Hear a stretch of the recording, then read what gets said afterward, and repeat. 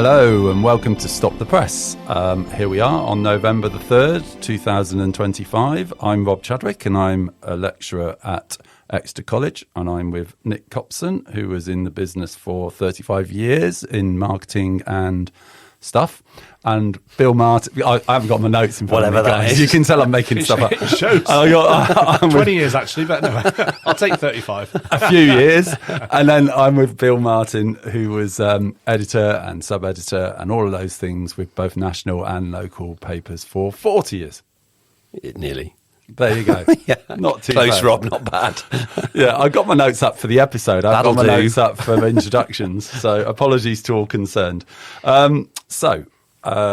Today we are going to do journalism on film as a bit of a fun episode, but also an interesting what's it like? Because obviously I have two people who've worked in the industry very, very detailed way, and it'll be interesting to find out where the parallels are between what actually happens on film and what doesn't.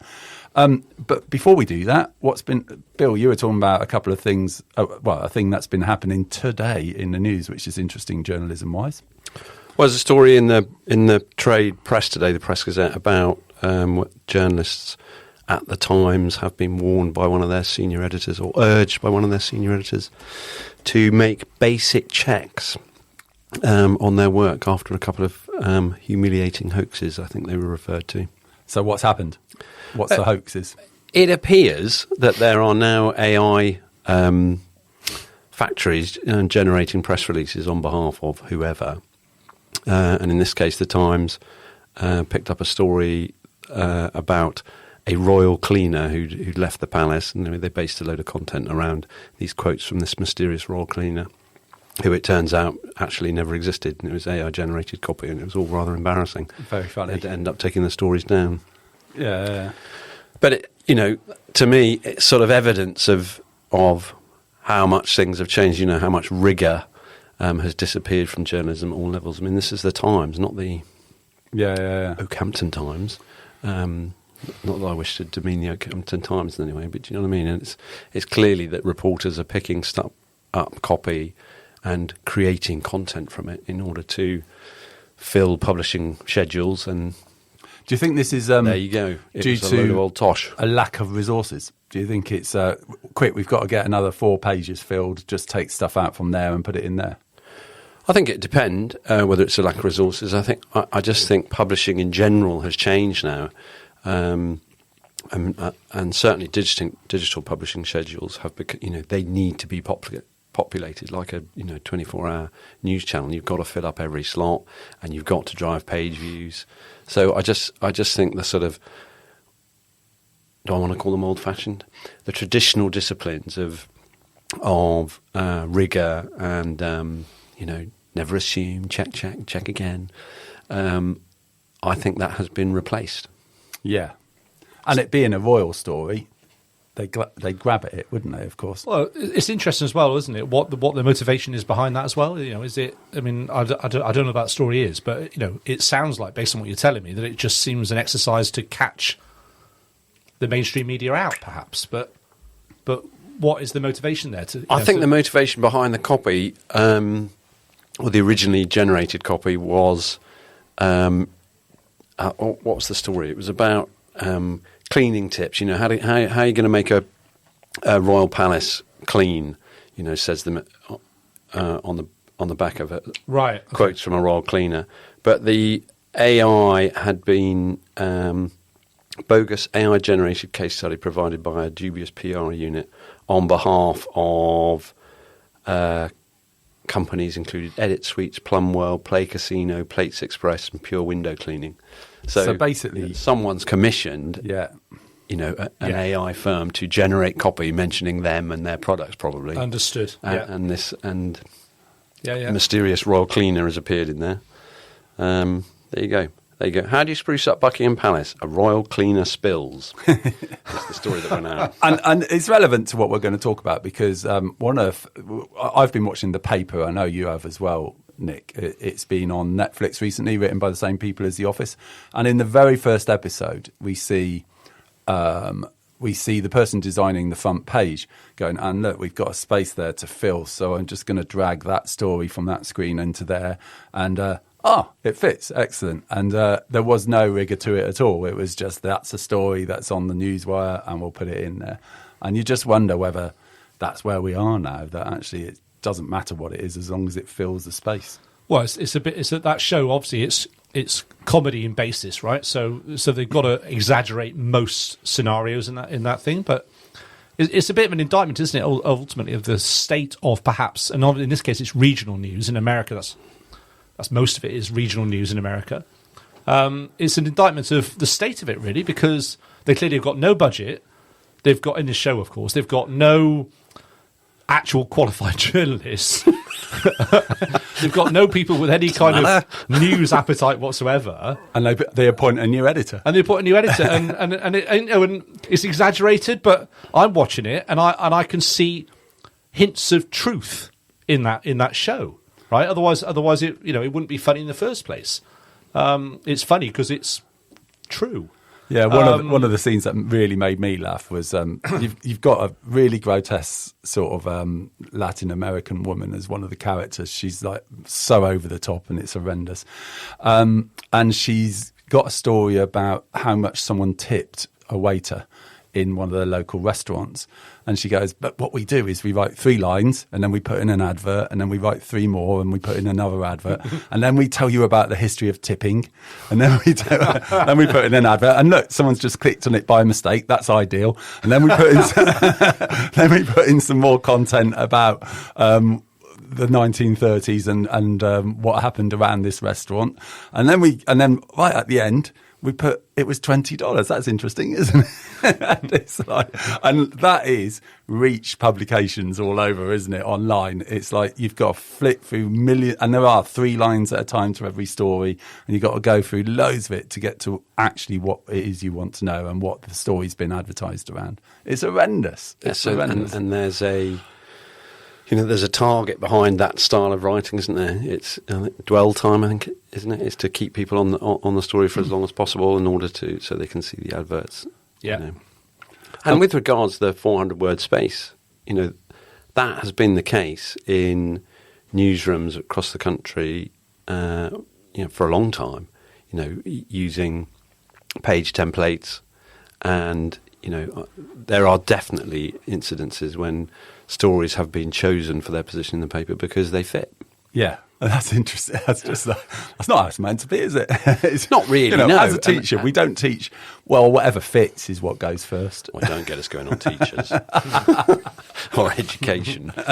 But that's the nature of it. And then definitely there's because of resources in the newsrooms, number of staff and that sort of thing. Sometimes, if you're putting together an edition of a newspaper on your own, which would not be unusual, I wouldn't have thought, in the regional press at the minute, sometimes you aren't going to have time to fact check. Well, not only fact check. I mean that's well out the window, but actually edit a piece of copy to fit a shape. So what you've got is conglomerates. You've got. I think my mate used to work for one, an organisation called PR Newswire, whose job was basically to generate stories and to just send them out to loads of local newspapers and get hits, get people putting it in their press, putting it online, etc. And that's what you've got, basically, isn't it? And this is what happened in the show. There was a bank of stories, and they just picked one and put it in there, basically. Yeah, and that's long been the case, hasn't it? There's always been the PA wire. Yeah, the Press Association wire, which was reporting stories from across the country or from across the world. I always assumed they were rewritten, though. Well, 25 years ago they would have been, and they definitely would have been edited, or sub-edited by sub-editors. I would have thought that's much less now. I know that's much less now, but you can see in most of the large newspaper companies now, or content companies, do we call them now? I'm not sure which is correct. But, part of the most recently announced Reach restructure, isn't it, is to have more centralised journalists producing copy for all titles. So, yeah. So is the idea, let's create some copy and send it out, and the local journalists will put maybe a couple of sentences in that makes it a bit more local spin? Or just doesn't matter about it being local, just bung it in there. I think you'll see a mixture of both. Right. You know, you look at any local websites now, you'll see mixtures of both of those. You'll see stories where there's been no attempt at all to localise it. Yeah. And there will be some local content. So, onwards with on-film journalism. I thought we'd start by saying, what's our favourite example of on-film journalism and why? What show, what film, what have we really admired as being good, and what have we enjoyed because we've just thought that's a great programme and it's really good? What's represented it well? Well, for me, I mean, I love this episode, and we haven't even finished recording it yet because not only do I love films, but the subject matter of journalism in movies, along with perhaps law or courtroom sort of dramas, is probably my sort of favourite subgenre or subject matter in a movie. And so there's quite a few candidates really that tick this box, Rob. But before you get into detail, yes. If you think about how dominated our society has been by journalists and journalism over the last 50 years and that sort of thing, it's actually quite underexplored by absolutely. film, isn't it? Yeah. You know, there's 4 or 5? There's 4 or 5 absolute grade A ones, I believe, and there's probably about 20 others you might give honourable mentions to. But you're right, out of 50 years of film, and actually I'm not even going to mention things like Citizen Kane, but after 50 years of film, to have 25 half-decent movies about journalism is pretty poor, to be honest, because it's a terrific subject matter. I think it lends itself more to television because of the nature of television being long form and having more hours to play with. I think the covering a newsroom lends itself to more television. Exploring one story is possible as a film, like Spotlight. Explored the Boston Catholic Church, etc. Yeah, you've got to. I mean, most of the best journalism films, of course, are based on an actual historical,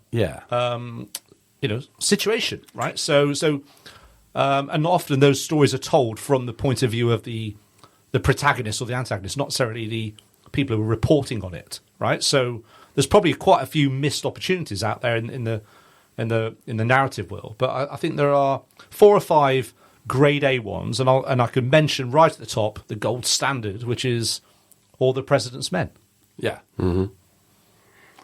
Which I'd imagine, I don't know, and I haven't spoken to anyone, but Bill, I don't know if you can back me up on this. I imagine that probably inspired quite a few journalistic careers over the years, and certainly in the aftermath, to see a thorough, massively historically relevant piece of investigative journalism being documented in a 2-hour, I think Oscar-winning movie, probably inspired a lot of journalists over the next 25 years. I don't know whether people were inspired, but I'd have thought so. But I mean, for me, for a journalist, it's a relief to see any depiction of journalists of not being a complete menace. Because normally, true. In most it's an adversarial series, thing. Yeah, the press are always the problem. They're getting in the way of the investigation. And having been involved in numerous investigations in real life and that sort of thing, the press could be a problem. We could be, sometimes for good reasons, but the amount of collaboration,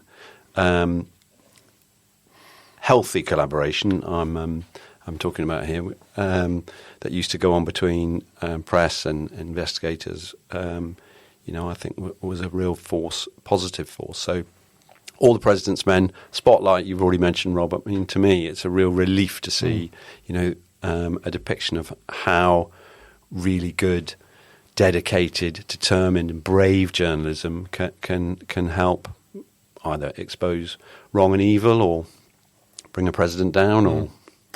It is a running theme of well-made journalistic drama that it is exposing cover-ups, exposing people who are trying to manage the message.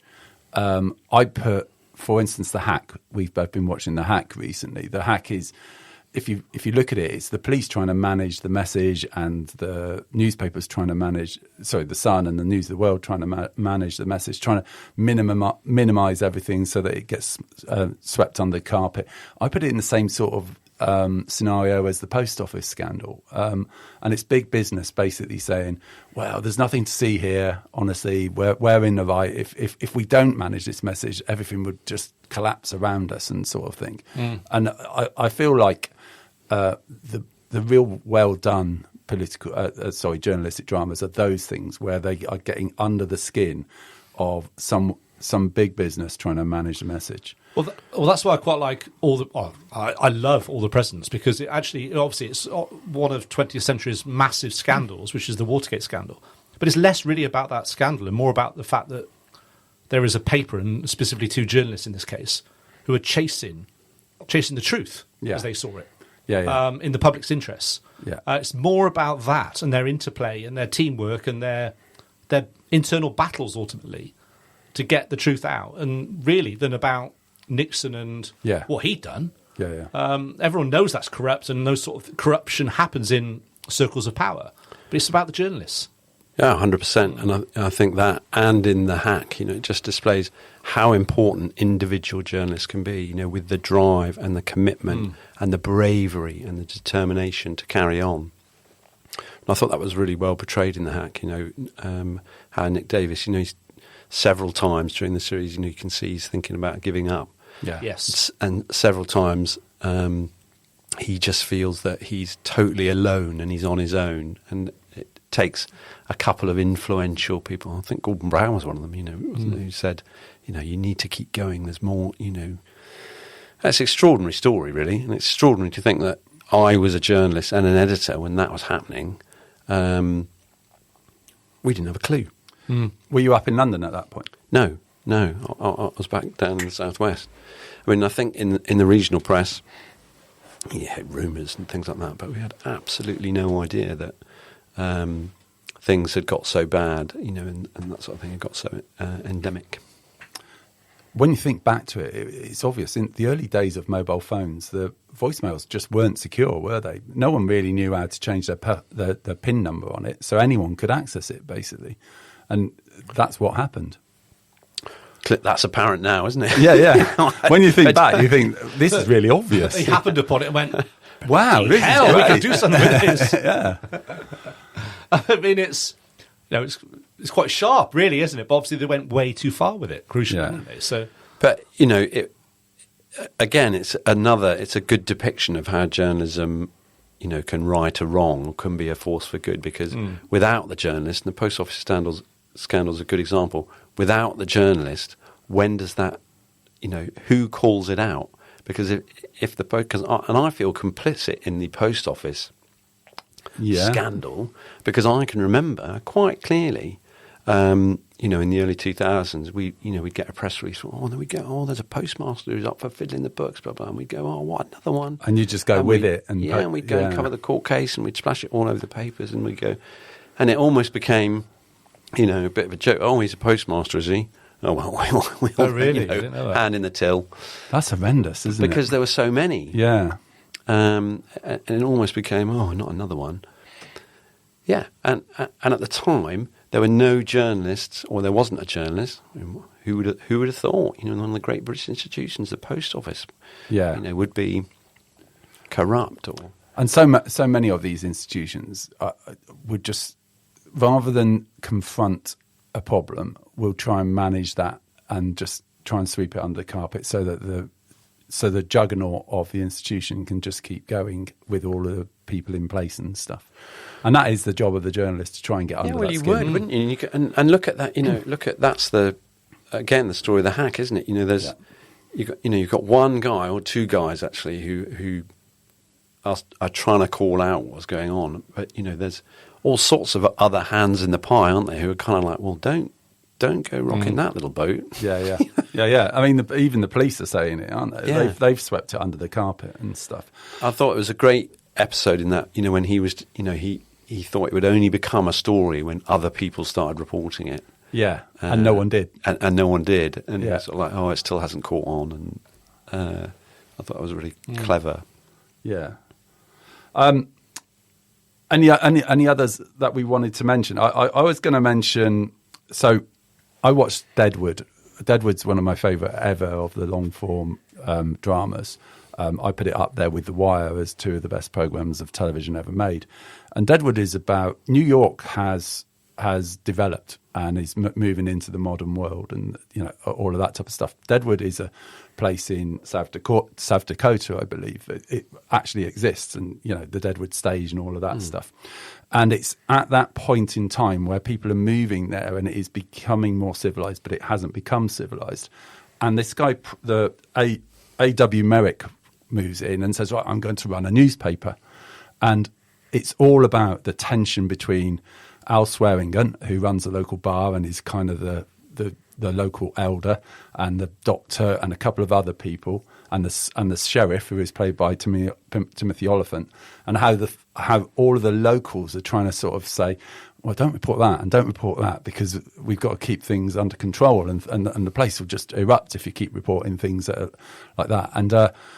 And even back then, it feels like even back then the authorities were trying to dampen down the journalistic message. And so and I know we're talking fiction, but it feels like the job of journalism is really well depicted when it's saying what our job is to get underneath the skin of people in power and just print anyway. Well, sometimes it can be people in general, and it's not always the people in power who are uncomfortable with the truth. True. And that's a great thing. The truth can be uncomfortable sometimes, can't it? Yeah. And when I was first a cub reporter, I used to get sent off to cover the courts in Tiverton or South Molton or Crediton, and the sort of big stories that would come out of that court then would be drink driving. Yeah. It would be a local businessman or a local businessman's wife or local business lady who'd been caught drink driving was going to be banned. Now, that going in the paper was uncomfortable for people. Really back horrendous, then. I imagine. Yeah. And I must have been approached at least 10 times by people who are saying, "Oh, you're going to keep that out, won't you? You won't print that, will you? I'll have a word with your boss." All the time. My word. Yeah, all the time. The other one I'd mention is the Post, the Spielberg's 2017 movie about the Washington Post publishing the Pentagon Papers, right? Which is the same editor, Ben Bradley, who was also the editor in All the President's Men, of that story. But it's less about journalism, I suppose, and more about the freedom of the press. The Washington Post and I think the New York Times were put under immense pressure by the federal government. Not to publish. And I think they were threatened with injunctions and all sorts of stuff. Not to publish these leaked classified files. And of course they were it's a moral thing as well, because the US military said you're risking the lives of tens of thousands of troops by publishing this information.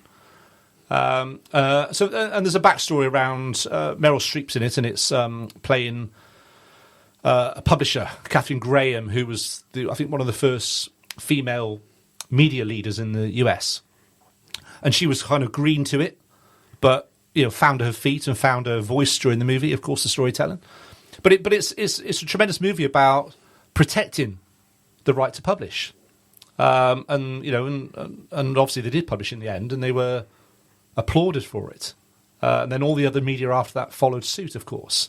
But yes, as a piece of filmmaking about media and journalism, I think it's brilliant, absolutely brilliant movie. I've seen it; it's a really good film, and yeah. And again, it's a good depiction of the battles that go on around journalism and how important journalism is in a free society. And I think quite often these days that is forgotten. So do we think the Official Secrets Act is abused by governments then, in terms of trying to sweep things under the carpet? I don't know the answer to that. Probably yes. Yeah. I don't have anything to evidence that by.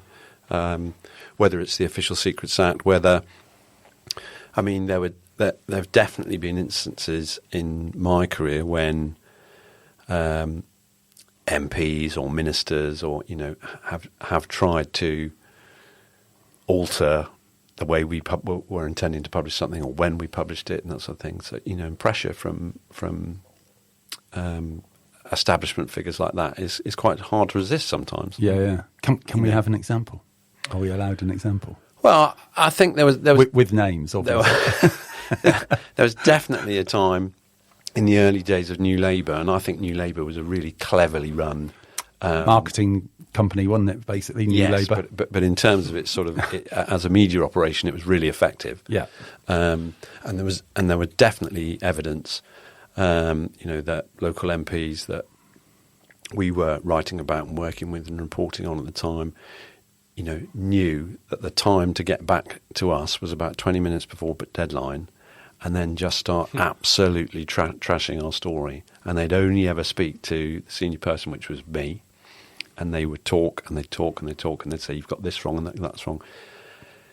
So much so that you'd be on the phone and almost be saying, right, looking to my left and saying to, the news editor or whoever it was, we'll hold that for the next edition because I got so-and-so on the line. Blimey. No, I think that was, yeah, of course back, it was. I think that was deliberate. Yeah. Waiting for the moment where you had no choice but to wait and stuff, basically. Almost, yeah. Because you didn't have time to fact check what they were saying down the phone to you. Exactly. So it puts it off for another day or something like that. So have you had dealings with Alistair Campbell? Not directly. No? Not directly. But with a thick of I've shaken his hand. Have you? Oh, good for you. Yeah. But with a Peter Coyote type... Is it Peter Capaldi type figure in the thick of it? Oh, yeah. I mean, you find those sort of characters in all sorts of organisations, and sometimes that they're really helpful and sometimes they can be a real pain in the backside, you know what I mean?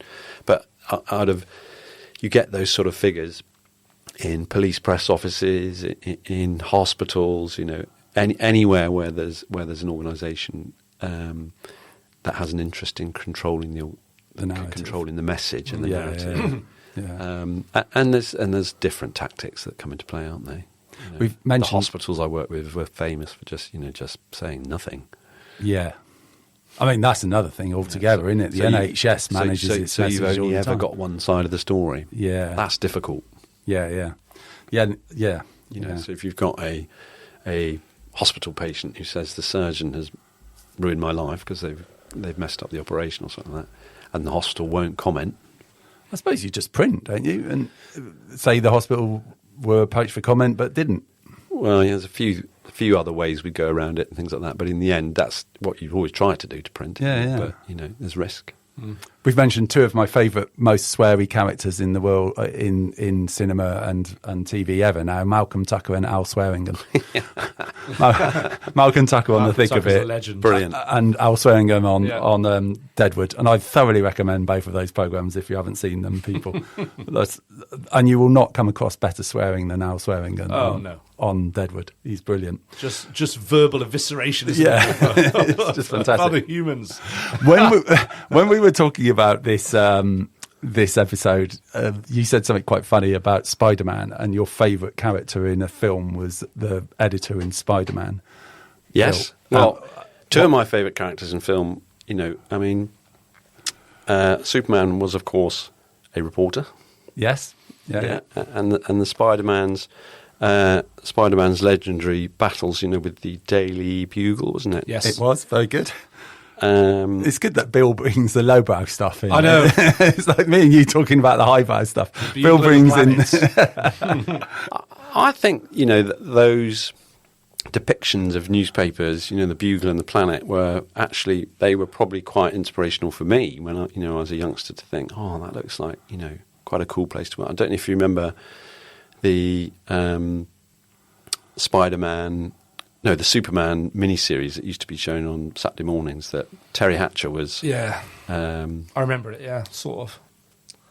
What was Superman's girlfriend called? That's it, Terry Hatcher, yeah. Oh, well, Lois Lane. Lois Lane, yeah. So, that and their work, apart from the fact that he would change into Superman and fly around, it was great. But, how the newsroom was depicted... Mm. Newsrooms are really exciting places. Yeah. Even now, if I watch, the BBC they're fast News, moving, aren't they? And that you see that camera shot when it pans down onto all the journalists in that huge room and things like that. I'd still get that sort of, yearning to sort of be part of that. Yeah, they're very exciting. And the editors in those two, especially, who was the Spider-Man editor? The rolled up sleeves and the cigar and the slam his fist on the table. No. I mean, crap, wasn't it? Yeah. I'd love to say they're exaggerated, but I've experienced one or two editors in my career who aren't dissimilar to that. To be honest, I'm certainly not the man to my right here, William. But I've known some are very, very, very aggressive and very, very abusive verbally. But they got the job done, and it feels like the Spider-Man editor. What's his bloody name? Jonas Jameson. Jameson, yeah. Actually, wasn't far off. It was characterised, but it wasn't far off the truth. So yeah. So other things I wanted to mention while we're on it. So that's the dynamicness of the newsroom, and I think that the lack of dynamism in local news and how it is now is represented brilliantly in Afterlife with Ricky Gervais, where they work for the Tambury Gazette and go out to cover the most boring stories in the world ever. That someone's just painted their garage. Great, let's go down there. Take a picture. And you'd always have someone stood in front of whatever the story was, take a picture. Oh, God, it's the most boring thing in the world. Okay, and that is funny because it's really close to the truth. Yes. Yeah. In the early days, or my early days in the local press, you'd write about absolutely everything. You really would write about everything because, for one reason, newspapers were huge then. There was a lot of space to fill. So anything that happened, and the nature of my first paper was the Tiverton Gazette in Tiverton. One of the duties of the Gazette was to be a Gazette. It was a paper of records. Anything that happened in Tiverton would be reported. And you still talk about the bloody press used to go and stand outside funerals and take down the names, things like that. Well, we did. We did. You'd stand there, if Mr. R. Chadwick of Tiverton had died, we'd go to the funeral and we'd stand there with a black tie on. And as people come in, you'd say your name and you'd make sure it all had to be spelt right. Unbelievable. And we'd publish a list of mourners. Every detail, every lick and spit in local life was in newspapers then. And I think the precursor to all of that was Drop the Dead Donkey, where there were some kind of biggish stories, but mostly it was just like fairly dull stuff, and it was all around the humour of the newsroom. And I'll bet newsrooms were like that. I always imagined Drop the Dead Donkey to be quite representative of what a newsroom would be like, with lots of back sort of sideways glances and funny one-liners and wit, and basically all taking the mickey out of each other and having a great time. That's exactly what newsrooms were like. Yeah. I don't know if you remember Drop the Dead Donkey. Yes, I do. Yeah, it was a great show back in the a bit of a sort groundbreaker 90s. back then, wasn't it? Really, it was, and I think it got a bit of a rough ride from my old colleagues back then, and I think that was. But in reality, I think a lot of people we didn't like it that much because it was pretty accurate. The truth hurts. Yeah, exactly. So we've gone over our time. It's been a very enjoyable chat about journalism on film. We didn't even mention The Wire very much. We didn't mention The Morning Show, which is the one with Reese Witherspoon and Jennifer Aniston in it. That's on American TV, which is really excellent. We didn't mention The Newsroom, which we thought was really good, with the guy from Dumb and Dumber. So lots and lots of stuff that we didn't get around to. So maybe we do another one of these episodes at some point. What about Good Morning Vietnam? Yes. Yeah. Fantastic example, isn't it? Yeah. So maybe we do another one of these episodes in another year or so when a few more things have happened. But for the moment, listeners, thank you very much for listening. We will be back next week.